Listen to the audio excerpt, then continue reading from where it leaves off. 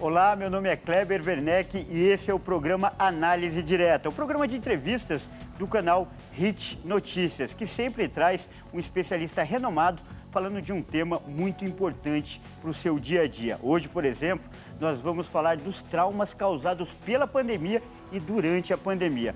Para conversar sobre esse assunto, está aqui ao meu lado um especialista, o neurocientista Nicolas César.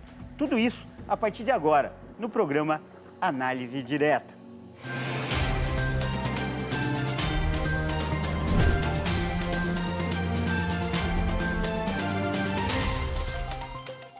Olha aí, essas belas imagens são do estúdio da HIT TV em São Paulo, onde é gravado o programa Análise Direta. Como eu disse, o tema de hoje serão os traumas causados pela pandemia. Esse momento que tem sido muito difícil para muita gente. Aqui ao meu lado, como eu também já apresentei, o Nicolas César, que é neurocientista. Doutor Nicolas César, melhor, mais devido lhe tratar assim. Muito bem-vindo, é um prazer recebê-lo.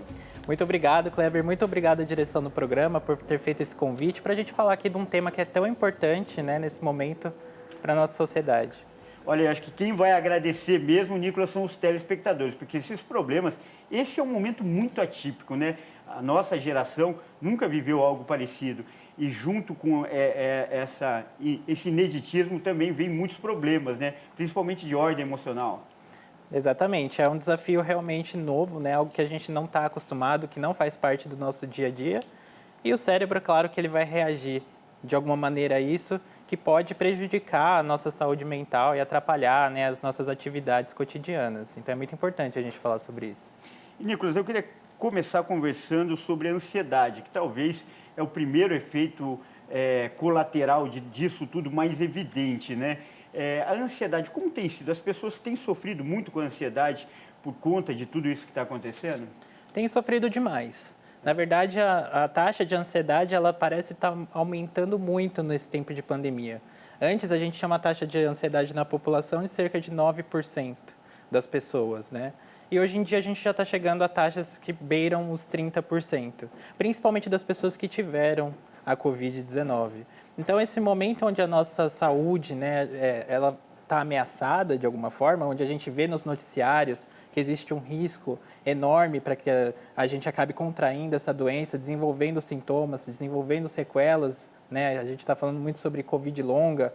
Então, tudo isso colabora para nosso cérebro entender que a gente vive uma situação onde a nossa sobrevivência está ameaçada. E isso gera essa sensação de ansiedade.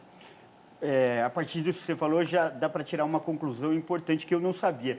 Isso pode ser mensurado, essa taxa de ansiedade? Você falou 30%, isso é muito grave. Significa que de cada 3 pessoas, uma pelo menos já sofre com ansiedade? Exatamente, a gente consegue medir isso. São estatísticas epidemiológicas, então a gente tem acompanhado ao longo do tempo quantas pessoas que elas aparecem nos consultórios médicos procurando por ansiedade, a gente consegue fazer uma métrica, né, para dizer como que o nosso país está nesse sentido. O Brasil, ele é um país mais ansioso da América Latina. Né? É mesmo? Exatamente, a gente já tem esse problema crônico na nossa história. Independente de pandemia? Independente de pandemia. E o momento que a gente está vivendo e a forma como que a pandemia tem se desenrolado no nosso país só colabora para que a gente se sinta ainda mais ansioso. Muito curiosa essa informação. E por quê? Quais as características do brasileiro ou do meio que a gente vive para aflorar tanto essa ansiedade? Isso já é um pouco mais difícil de dizer, viu, Kleber? Mas isso pode estar associado com muita coisa, né, do nosso dia, do nosso comportamento. Não tem uma pesquisa que investigou mais a fundo isso, né? Existem alguns fatores que a gente pode citar, né? A correria do nosso dia a dia, a forma como a gente está sempre precisando correr atrás do trabalho, como as taxas de desemprego no país também estão crescentes, as dificuldades de pagar as contas, às vezes, né? O dia a dia do brasileiro é um pouco difícil. Sempre uma luta para correr atrás do prejuízo, digamos assim, né? E a gente acaba com essa sensação de que a nossa vida está sempre dependendo de algo acontecer. E a gente fica esperando que no futuro algo seja melhor, que isso tudo se torne melhor. O Brasil sempre foi o país do futuro, né? No futuro o Brasil tem um potencial enorme de ser uma grande potência. E a gente fica pensando nisso e a gente traz essa expectativa para o dia de hoje. Então, aquilo que era para a gente viver só lá no futuro, a gente quer viver hoje. E isso traz essa sensação de ansiedade também. E o perfil emocional do povo brasileiro, do povo que gosta, tem paixão por futebol, gosta de novela, por exemplo, esse mais latino, também acaba pesando, né, nesse problema? Talvez um pouco, né? Afinal de contas, o que eu acho que é mais problemático ainda nessa situação é o fato de que na nossa formação, na nossa escola, a gente não tem um conteúdo mais voltado para a inteligência emocional, para entender de onde vêm as nossas emoções, como que a gente está se sentindo, o que desencadeia esses problemas e a gente acaba tendo ansiedade, depressão, todos esses problemas. Racionalizar os processos, né? Exatamente. A gente está falando muito sobre ansiedade e uma das vantagens de ter, de um privilégio de ter um especialista como você aqui é justamente explicar didaticamente para as pessoas que estão assistindo. E a ansiedade, ela é sempre vista como nociva, padronizou-se isso, mas não é bem por aí. Ela é parte do sistema de defesa do nosso organismo. O problema é o grau dela, né? Queria que você falasse mais sobre isso. Exatamente. A ansiedade, ela é um mecanismo de defesa.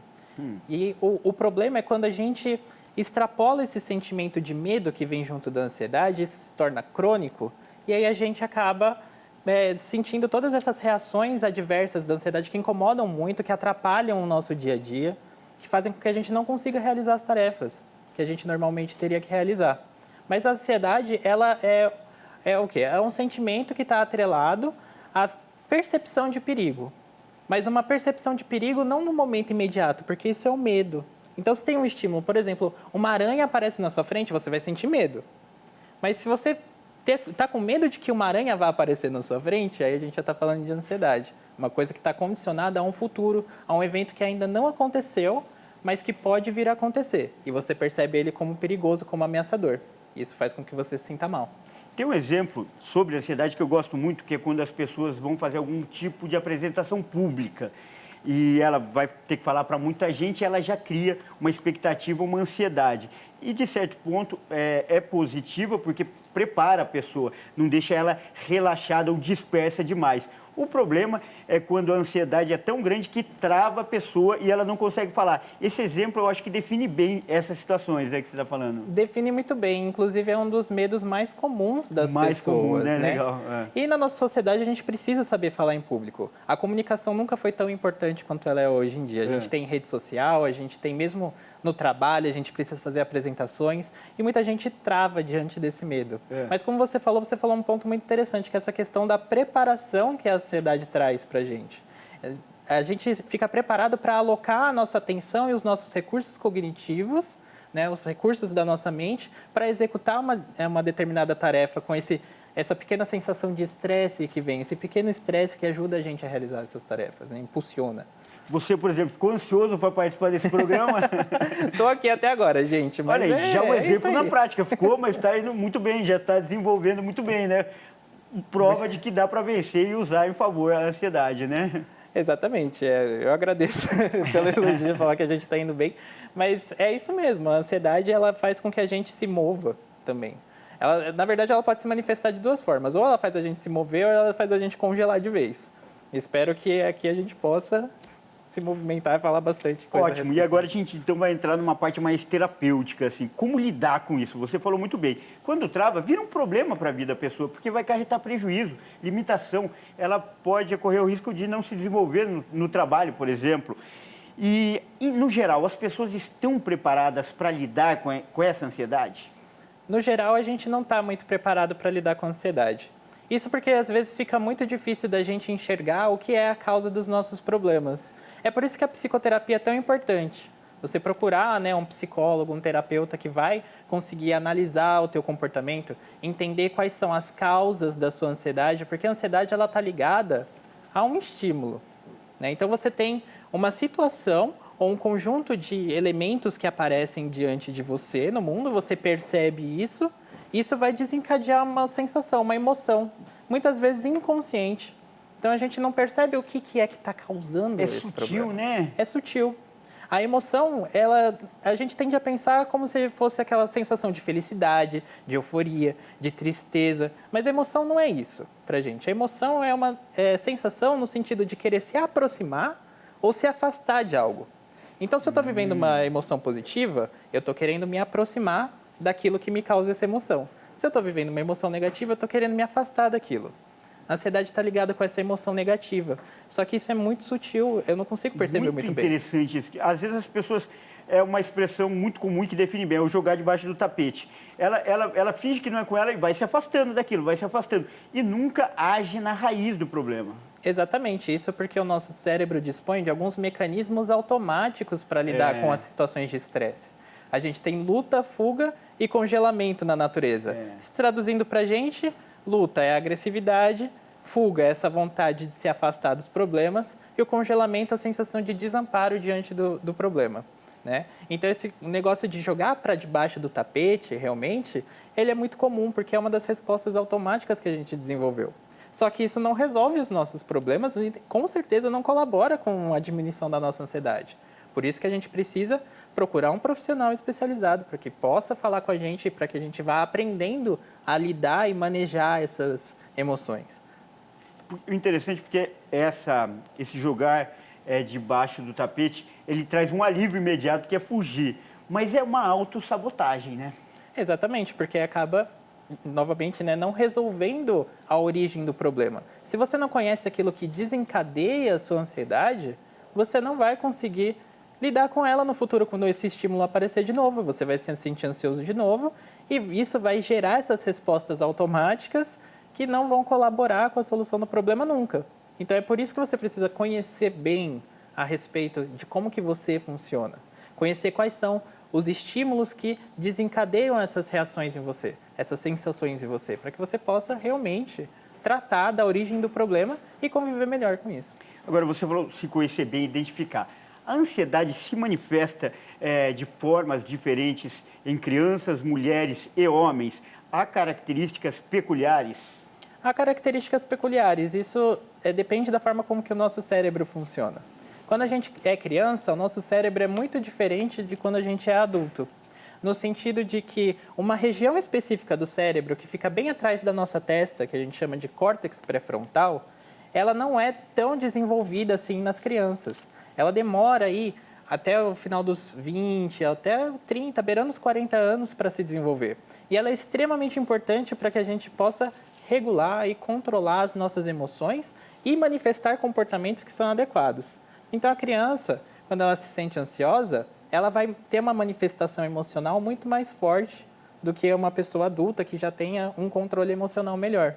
Isso vai se manifestar na forma de birra, de choro, ou nessa sensação, que nem eu falei, de congelamento, de desamparo. Então, a criança ela não vai saber lidar com aquela situação. Já o adulto, ele tem uma forma diferente, porque ele tem mais repertório emocional para conseguir lidar com esse tipo de situação. A gente sabe que mulheres e homens também têm algumas diferenças comportamentais. Isso pode ser explicado em parte por hormônios e em parte pela forma como a nossa sociedade espera que a gente se comporte.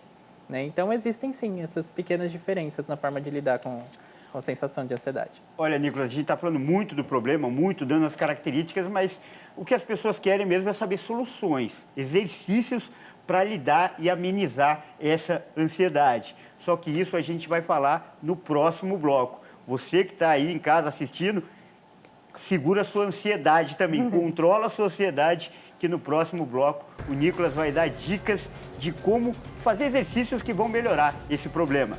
Não perca!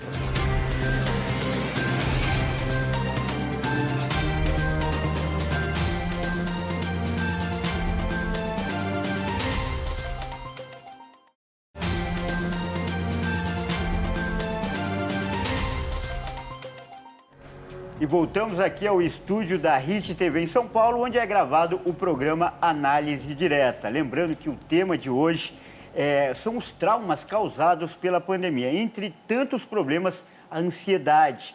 E o nosso convidado, aqui ao meu lado, Nicolas César, que é neurocientista, descreveu muito bem, com detalhes no primeiro bloco, as características do problema, os perigos e também os prejuízos.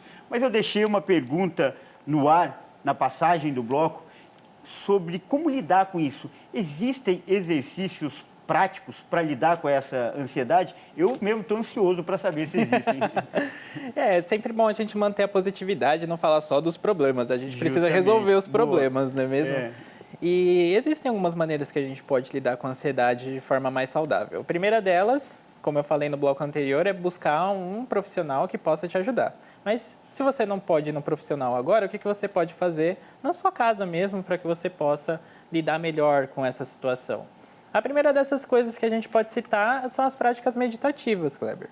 Porque elas têm mostrado um potencial de ajudar as pessoas com ansiedade muito grande. Agora tem um porém com as práticas meditativas. Tem gente que não consegue muito se focar nessas práticas e acaba se sentindo ainda mais ansioso. Então é recomendado que você procure, né, uma pessoa, um terapeuta que possa te guiar nesse processo, né, se você é iniciante, para entender se aquilo vai te fazer bem ou se não vai te fazer tão bem.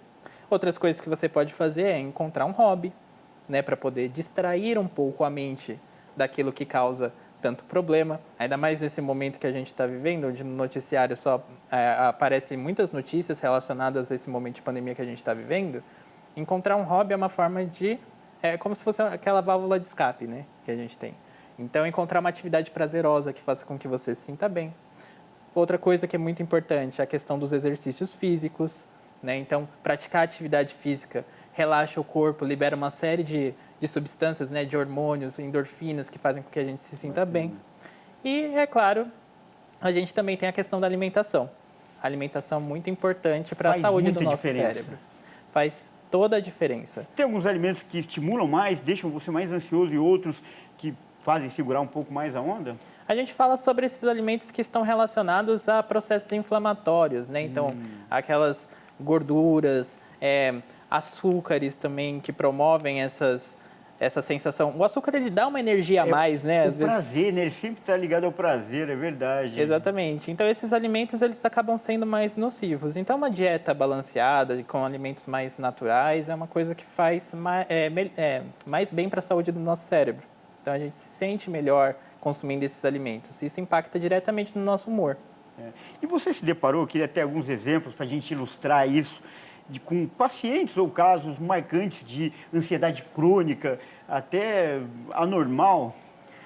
Muita gente tem relatado, por exemplo, a experiência com o luto que tem vivido, né, nesses momentos. Pessoas que perderam entes queridos e que acabaram adquirindo uma sensação de ansiedade diante da morte, diante da iminência da morte, né? Então, é o caso de uma pessoa próxima de mim, que eu conheço, que estava comentando comigo esses dias mesmo, a respeito de ter desenvolvido esse sentimento de ansiedade em relação à morte que ela não tinha antes, né? Então, esse momento e as perdas que essa pessoa teve trouxeram para ela essa percepção de que a morte pode vir a qualquer momento. Isso faz com que ela se sinta muito mal, às vezes, e que não consiga realizar direito as tarefas do seu dia a dia. Ela vive sempre como se fosse o último dia. Como se alguma coisa pudesse acontecer a qualquer momento. Deve ser muito difícil viver com esse peso, né? Exatamente, é muito complicado. E em termos de comportamento, você lembra algum outro comportamento? No dia a dia banal, eu lembro, por exemplo, tem um meme muito famoso que tem um sujeito chegando no lugar e perguntando, aqui que vai ter uma conferência sobre ansiedade? Ele falou, só que é amanhã a conferência. O cara era tão ansioso que chegou um dia antes. Tem alguma situação no dia a dia que você identifica, assim, que você lembra de algum caso? Olha, eu tenho irmãos pequenos, né? E o que eu posso falar é que os meus irmãos, com toda essa situação de ensino remoto que a gente está passando, eles se tornam uma pessoa realmente bastante ansiosa. Você vê no comportamento daquela criança que não é mais a mesma coisa que era anteriormente. Que a situação da escola, qualquer coisa vira uma sensação mais desesperadora. Então, ele se sente mal, às vezes acuado, não consegue, às vezes, conversar com a professora direito e fica triste, chora. E é difícil de lidar, né? Como que você dá o suporte adequado para uma criança que está passando por isso, sem julgar aquela criança como se fosse desobediente, como se fosse, né? Então, isso é bem difícil de lidar. E aí vai muito da sensibilidade dos pais nesse momento, né? Identificar que é um comportamento que precisa de tratamento. Exato, e que precisa de acompanhamento e que não é culpa da pessoa. Veja, uma criança não tem aquele controle emocional que nem a gente estava falando, não tem o cérebro plenamente desenvolvido para lidar com essas reações emocionais também.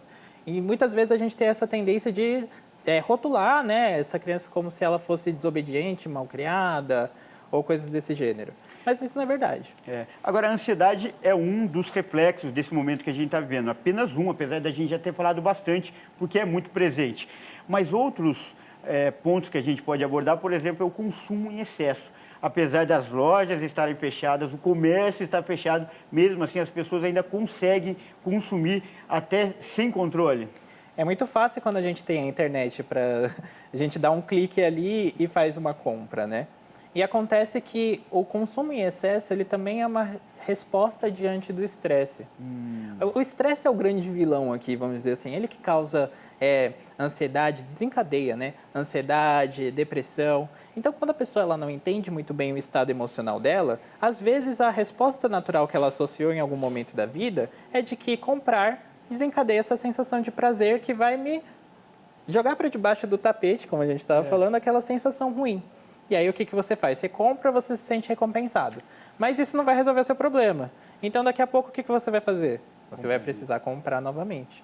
E aí você compra, os gastos começam a subir em excesso, você não sabe bem o que fazer, você se torna ainda mais ansioso ou mais ansiosa e acaba consumindo ainda mais. Agora tem a conta para pagar, tem mais uma ansiedade, além daquela normal da insegurança, né? Exato, ninguém quer ver o boleto do cartão de crédito na frente depois, né?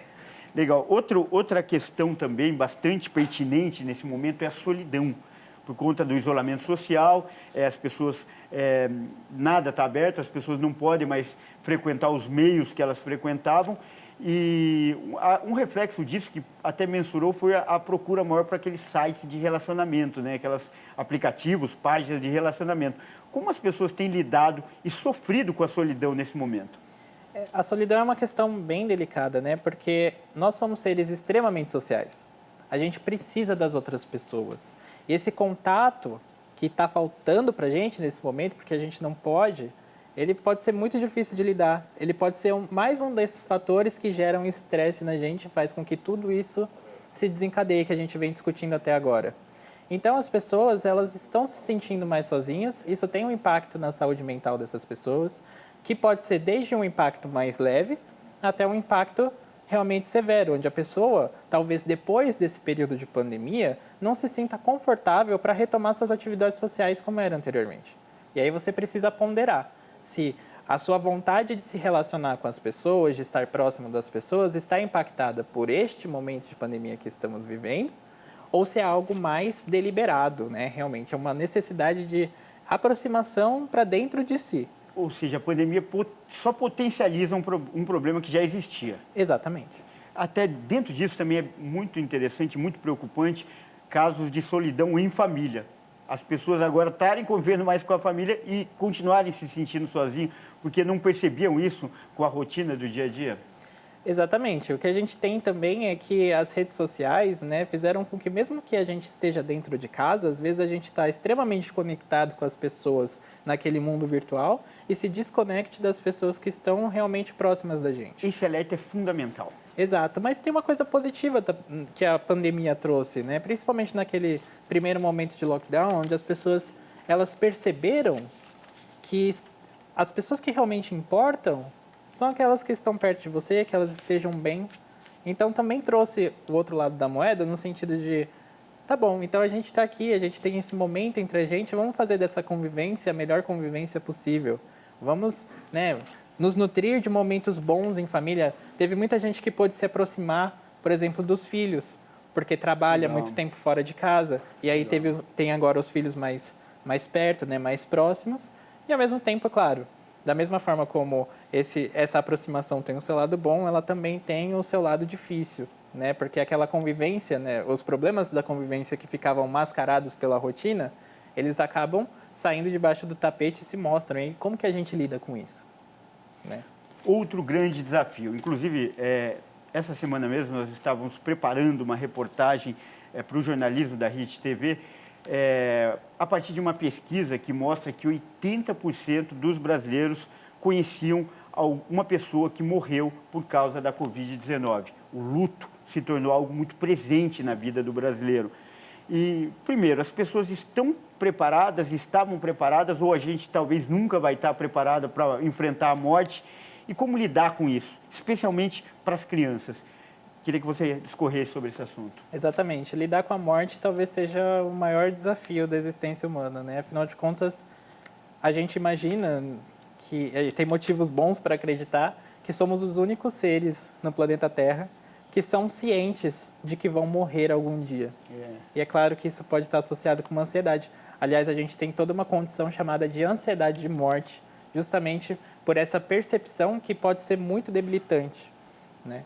Essas pessoas que elas estão passando por um luto nesse momento, eu acho que ninguém está preparado para passar pelo luto, porque ninguém espera, né, que algum ente querido, que algum amigo vá morrer, né? Então, como tudo isso veio de uma forma muito rápida, a gente ficou sabendo de que tinha esse vírus, de repente começaram as mortes e as mortes foram aumentando e de repente ninguém perto de você estava sendo afetado e agora está sendo afetado. Às vezes a pessoa não morreu, mas ela está ali numa situação difícil, vivendo aquelas sequelas.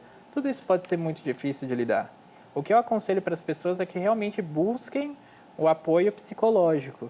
Isso é extremamente importante. Às vezes a gente perde alguém e a gente passa pelo luto normalmente, mas a gente não sabe que tipos de traumas essas coisas vão desencadear na gente.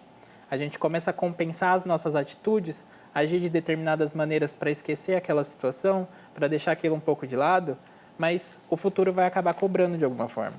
Porque a nossa mente, não adianta a gente só colocar um cadeado e trancar lá e achar que aquilo não vai influenciar a gente no futuro. A gente precisa lidar com os nossos problemas. A gente precisa lidar com essas situações. E aí um profissional é sempre muito recomendado para te ajudar a lidar com esses sentimentos que podem ser difíceis de entender. Legal. O assunto é muito interessante. Nós estamos chegando agora, Nicolas, no final do nosso segundo bloco e assim como aconteceu no primeiro, eu vou deixar uma pergunta no ar. Será que esses traumas que estão surgindo agora podem ficar para sempre, para o resto da vida? A pandemia acabar e você carregar uma bagagem desse momento tão difícil? O Nicolas vai responder isso no próximo bloco. Não saia daí.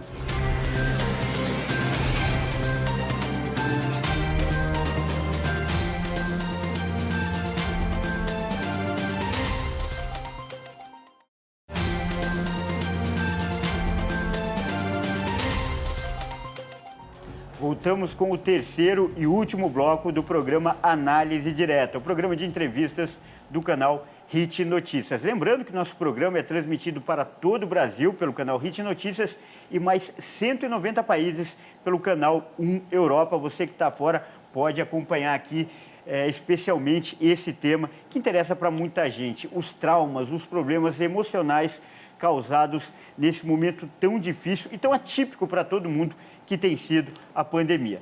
Meu convidado de hoje aqui nos deu prazer da presença e de compartilhar esse conhecimento com a gente, com orientações muito preciosas, o neurocientista Nicolas César. Nicolas, eu deixei uma pergunta no bloco anterior sobre até que ponto podem se estender, qual pode ser o prejuízo causado por essas experiências traumáticas.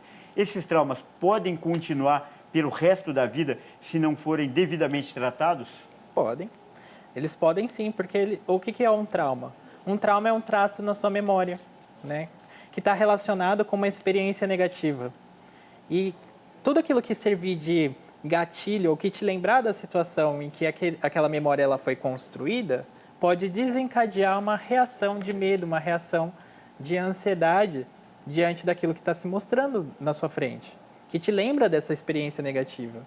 Então, se você não trata o trauma, não faz o acompanhamento psicológico adequadamente, você pode ter reflexos nisso para a sua vida toda.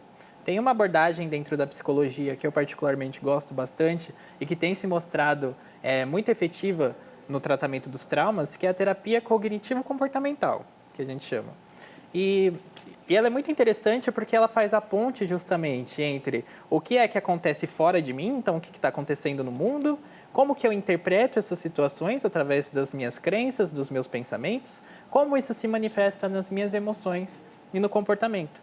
Então esse terapeuta ele consegue agir, identificar a origem do problema, o porquê que ele se manifesta e ele consegue ter exercícios que ele vai propor para você que fazem com que você consiga lidar com essa situação. E para o trauma, especificamente, essa abordagem dentro da psicologia tem sido bastante boa em resolver esse problema, né? Bastante eficaz em resolvê-lo. E agora, infelizmente, você acha que isso deve acontecer? Muita gente deve sair dessa pandemia com traumas, com coisas mal resolvidas. Vamos dizer, é uma perspectiva ruim, mas é real. É real, infelizmente. Isso porque a gente ainda está começando a falar bastante sobre inteligência emocional. Mas isso é muito recente. A gente não entende isso direito e a gente não tem esse hábito de procurar pela psicoterapia. Né? A gente ainda tem muito preconceito na nossa sociedade com a terapia. Falar, não, terapia é coisa para gente louca, para gente maluca. Não preciso disso. Não é verdade. Todo mundo se beneficia da terapia. A terapia é um processo de autoconhecimento. É um processo de entender realmente como que as nossas emoções se dão. Então faz todo sentido que você busque por uma terapia se você sente minimamente que você pode estar sendo abalado pela situação que a gente está vivendo. Justamente para que a gente não acabe no trauma, né? E agora eu quero falar sobre as pessoas que foram contaminadas pela Covid-19. Além desses sintomas que são amplamente divulgados, que levam à morte, como, por exemplo, problemas respiratórios, para o cérebro, para a parte emocional, o que esse vírus causa de dano? Como ele age no cérebro da pessoa? Inclusive, essa é uma grande preocupação nossa, né? Porque a gente percebeu logo de início lá na pandemia que a gente tinha as pessoas perdendo olfato, perdendo paladar. Isso foi um sinal para os médicos no sentido de falar, poxa, então quer dizer que esse vírus está afetando o sistema nervoso. Isso torna tudo um pouco mais grave. E aí depois a gente começou a observar outros tipos de problema que estão relacionados ao sistema nervoso. A gente tem dor de cabeça, a gente tem fraqueza, falta de disposição. Muitas vezes a gente tem pessoas que sofrem com ansiedade, com depressão, problemas de memória e de concentração. Não conseguem se organizar, se planejar direito para executar tarefas do dia a dia. Tem gente que chega lá no consultório dos médicos falando, né, eu ouvi casos, de pessoas que não conseguem mais cozinhar uma refeição simples. Por quê? Porque não consegue manipular as informações na cabeça para conseguir executar um objetivo simples. Isso por conta do dano, né, que o cérebro dessa pessoa sofreu por conta da infecção por Covid. O desânimo, até a depressão, são uma das características, então, da Covid. Ela pode causar isso, até de uma forma mais crônica. Exatamente. Mais de 25% das pessoas que contraíram Covid passam por problemas desse tipo. 1 em cada 4 pessoas. Isso é realmente bastante grave, bastante preocupante. E assim como os traumas, há o risco da pessoa se curar da Covid, voltar à vida, mas a depressão continuar, o problema emocional continuar por conta do vírus? Exatamente, isso é uma possibilidade. Você precisa tratar isso de várias maneiras, não adianta só eliminar o vírus do organismo. A gente tem visto isso com a síndrome da pós-Covid, né? Essa Covid longa, onde as pessoas às vezes elas passam mais de 5, 6 meses sentindo os efeitos daquela infecção que já passou no passado. Né? Aquilo que já acabou. Então o vírus já saiu do organismo, mas essas sequelas elas permanecem. E a gente não tem como dizer ainda até quando que elas vão ficar. Afinal de contas, isso começou a acontecer com a gente há pouco mais de 1 ano, né? Como que a gente pode fazer um estudo que vai prever o que vai acontecer com essas pessoas lá para frente? Ainda não é possível dizer isso, mas o que a gente imagina é o quê? A gente tem um problema emocional. Se a gente não tratar uma depressão, o que isso vai acontecer, né, na vida da pessoa? Como que ela vai se manifestar na vida da pessoa? Ela vai atrapalhar suas atividades diárias e isso acaba aumentando a depressão. E nesse caso específico da Covid, o tratamento é terapêutico, com a ajuda do psicólogo, ou até químico, com remédios, medicamentos? Pode ser por conta das duas coisas. Geralmente a depressão, ela se beneficia bastante do tratamento junto da psicoterapia e dos medicamentos também. Os medicamentos, eles têm um período de adaptação, né? Que é difícil de viver, porque os sintomas inicialmente eles costumam ser agravados, então você começa a tomar o remédio e você se sente um pouco pior. E leva ali umas 2 semanas até que o remédio comece a fazer efeito de verdade. Muitas pessoas largam o tratamento nesse período, o que não é nem um pouco recomendado. O importante é que você mantenha o tratamento que os seus médicos te aconselharam, né? Então, busque por um psiquiatra, busque por um terapeuta, também um psicólogo, né? São 2 profissionais que tratam esse problema de 2 vertentes diferentes. E quanto mais a gente ataca o problema de diferentes pontos de vista, melhor o nosso prognóstico, né? Melhor a chance da gente se sentir melhor. Você indicou, né, orientou para buscar esses profissionais. E no seu material de divulgação eu vi uma frase muito interessante que você ensina as pessoas a pensar. É mais ou menos isso mesmo? É o papel desse profissional, ensinar a pensar. A gente nunca imagina que uma coisa tão involuntária, né, que é pensar, requer uma técnica, requer um cuidado, mas é assim mesmo, é ensinar a pensar? É ensinar que o nosso cérebro ele tem uma maneira particular de agir que influencia o nosso comportamento de uma forma direta e sutil. Então, quando a gente conhece o nosso cérebro, a forma como ele funciona, a gente consegue pensar melhor, a gente consegue identificar melhor as raízes dos nossos problemas. Então, quando você passa por uma situação estressante, você vai saber lidar melhor com aquela situação. Então, é bem nesse caminho mesmo. Então, as pessoas têm que aprender a pensar direito. Exatamente, tem que aprender a identificar também quais são as raízes dos seus problemas emocionais.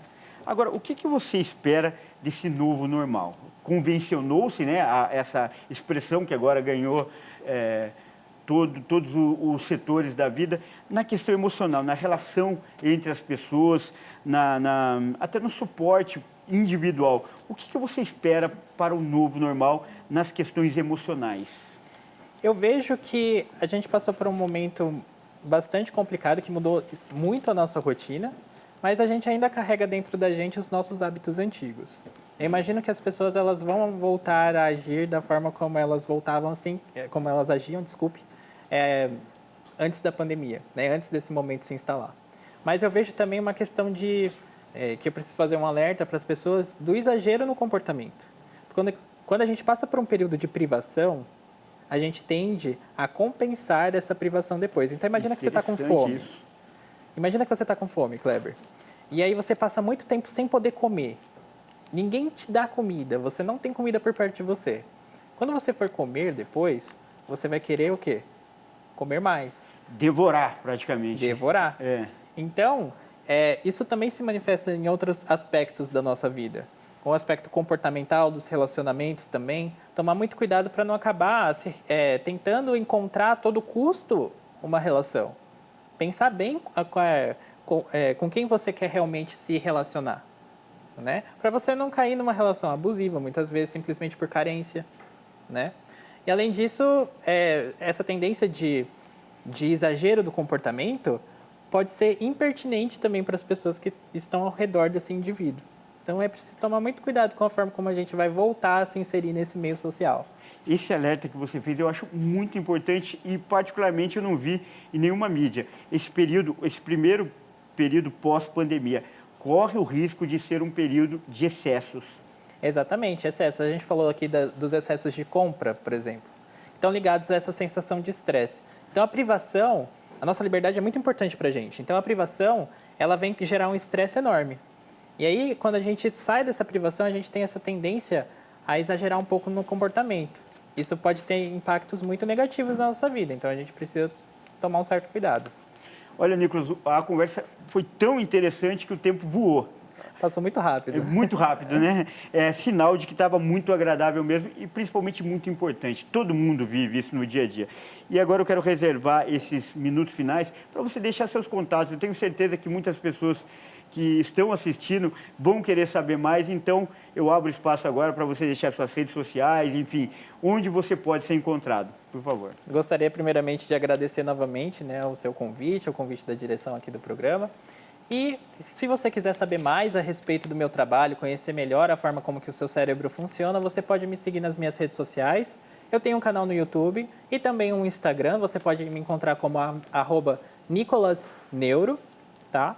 E lá você vai encontrar tudo aquilo que está relacionado com o meu trabalho. Eu faço divulgação gratuita aí através do YouTube, crio vídeos, crio muito conteúdo no Instagram. Também tem os meus cursos e o livro que eu escrevi a respeito de neurociência voltado para o público geral, voltado para o dia a dia, para a gente se conhecer, para a gente entender melhor como que é esse negócio de inteligência emocional que a gente fala por aí. Como que é o nome do livro? O livro se chama Neurociente, porque algumas pessoas são mais felizes que outras. E aí eu sempre trago a provocação, até na capa do meu livro tá lá, PS, não é por conta do dinheiro. Tá aí, fica a dica então. E você gostou dessa entrevista, desse assunto tão interessante? Quer assistir de novo? É só acessar nossas redes sociais, no Facebook, /programa Análise Direta, ou então no YouTube, no canal Hit Notícias, todos os nossos programas ficam lá e você pode assistir de novo. Você também pode participar pelo WhatsApp, pelo número 55, para quem está fora do país, lembrando que nosso programa é transmitido para 190 países e para todo o Brasil. 11 99 5511-224-7760. Repetindo, 5511-99-224-7760.